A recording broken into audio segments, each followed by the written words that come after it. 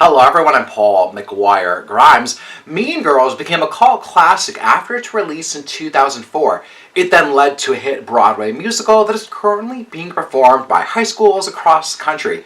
The plastics are back at it as it's now been adapted as a movie musical. It's in theaters and I want to talk about it. This is Paul's trip to the movies.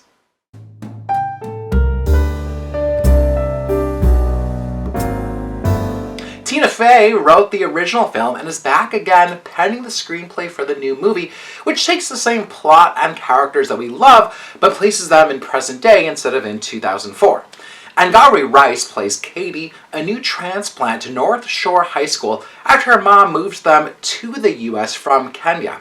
Now Katie makes friends with Janice, who's played by Auli'i Cravalho, and Damien, who's played by Jaquel Spivey.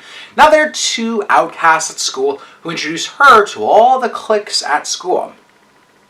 One clique being the Plastics, three mean girls led by Queen Bee Regina George, who's played by Renee Rapp. She played the part on Broadway. Now Janice and Damien convince Katie to infiltrate the Plastics, and at the same time, she starts to fall in love with Aaron Samuels, who happens to be Regina's ex. The movie also stars Avantika as Karen and B.B. Wood as Gretchen. And of course, the film reunites Tina Fey and Tim Meadows, returning as their teachers from the original film.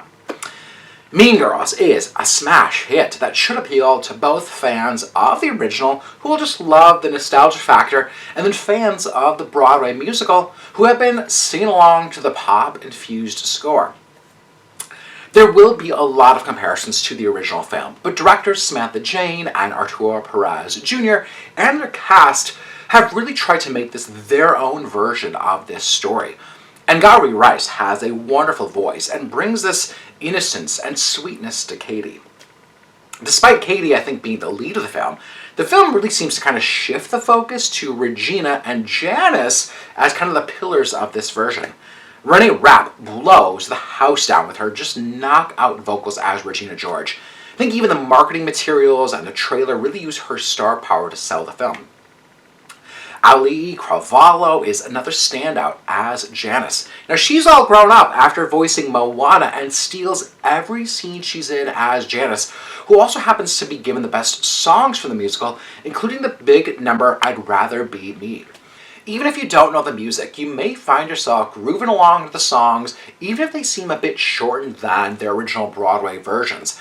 They feel a bit tightened up, much like I felt like the songs were in The Color Purple. Samantha Jane and Arturo Perez Jr. treat the numbers like altered realities or dream sequences like they were used in Chicago, where the lighting dims and the ensemble comes alive in different ways. I do wish, though, that the cinematography better accompanied the songs. I felt like too often the camera was tied in when it really should have pulled out to really capture a full picture of the choreography. Tina Fey's script captures the snark that she wrote in the first film.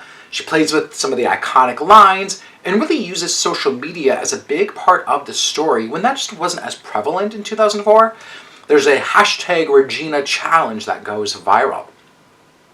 Mean Girls is an entertaining pop movie musical that doesn't need the audience to have seen the original film or even know the Broadway musical to really appreciate what this cast brings to the material. The quirky characters and the high school lessons should appeal to a new generation. I'm giving Mean Girls 3.5 out of 5 ticket stubs. If you like my review today, click subscribe on my YouTube channel. I'd love to hear from you. Are you excited about Mean Girls? Have you seen the Broadway musical? Leave me a comment. I'd love to hear your thoughts at Paul's Movie Trip or here on YouTube. Leave me a comment.